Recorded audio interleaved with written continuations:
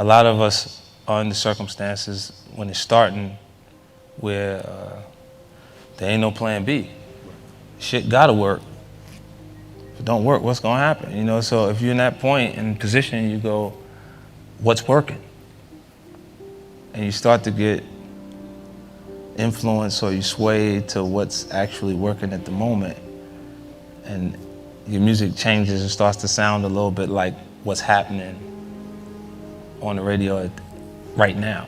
I've heard demo tapes from 10 different Lil Waynes that wasn't Lil Wayne. You know what I mean? I was like, damn, he got that shit down pat. That shit sound like Lil Wayne did, right? You know what I'm saying? Like, right. And then it's tough. Like, how do you say that it's not good if what's working right now is that? You know what I'm saying? So you go, damn, like it's good, but it's hard for me to really embrace it because you ain't Lil Wayne. Like, you want me to invest the money in the copy? No, man. That shit ain't gonna work, man. I thought I was ready in '97. Right. And I didn't have a major record company marketing to promote my project till 2003. Right. You know, so for that time period, I had to run on my own energy. You know, I had to convince myself that I'm gonna make it. You know, regardless of how people felt at that time. And what it does is it makes you feel like, well, it made me feel like there's going to be points that people are going to mistake my confidence for arrogance, because they don't understand the process I went through. Mm-hmm. And how much I had to believe in myself in order to make these things happen. I feel like you can will yourself into a good space. Mm-hmm. Like, things that are meant to happen will.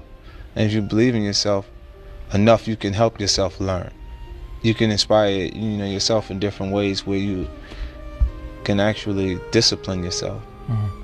To the point that you can become good enough. Like from '97, like when I started writing, it was full time. Like every day I was writing music because I had no choice. If I was gonna stop hustling, then how was I gonna provide or continue the lifestyle that I created for my son's mom, my son, and myself? Mm-hmm. I think the things you go through make you who you are. So I don't regret those things.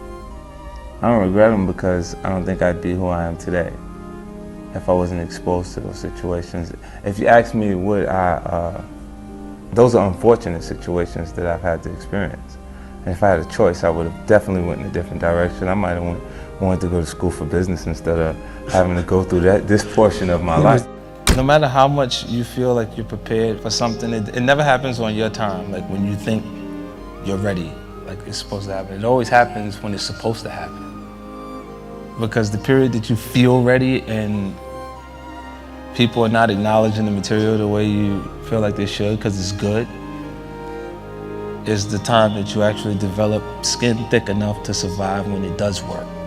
Yeah, I'm not interested in the financial outcomes. I want to continue success, but there's no specific mark of finances that'll work. Because to be honest with you, if I'm sitting here with you a year from now, 2 years from now, and they're like, you did it, you're a billionaire.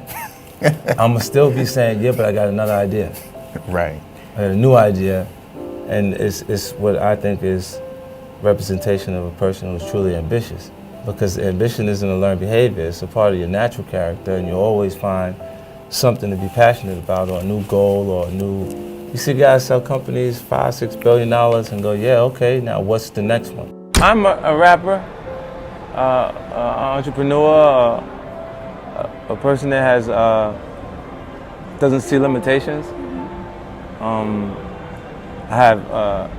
a person who has high expectations of myself, and when I actually start to look at some of the things that I've accomplished, and I become a little more interested in my legacy, like what people remember me as, is what made it more important that I involve myself in philanthropy, because the people that resonate the strongest in their absence have done more for people when they were actually in good positions. And it's why I'm here. There's nothing that can actually compare to when it's right, what it feels like when it's right. The music is just dead right, and it's like that energy that's there, man, it's a special kind of high. that you get addicted to, and you'll chase it for the rest of your actual career. When you feel that feeling, whether it's your first album, second album, third album, just a single, because a lot of artists have a career long enough for one song, you know, but when you feel what that feeling is,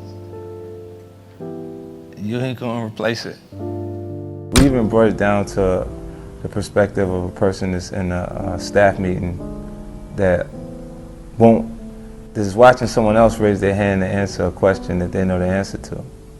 And that means that person deserves to be ahead of you in life, because your fear of being wrong at that point is not allowing you to create your value. Guys, this is crazy. I grew up without money, but I didn't grow up hungry. What's going on in this world is out of control. I mean, there's so many people suffering from hunger. I mean, dying from hunger every day. I went to Africa, and the devastation I witnessed changed me forever. I mean, to see people who don't know when they're gonna receive their next meal or if they're gonna receive their next meal, it's crazy.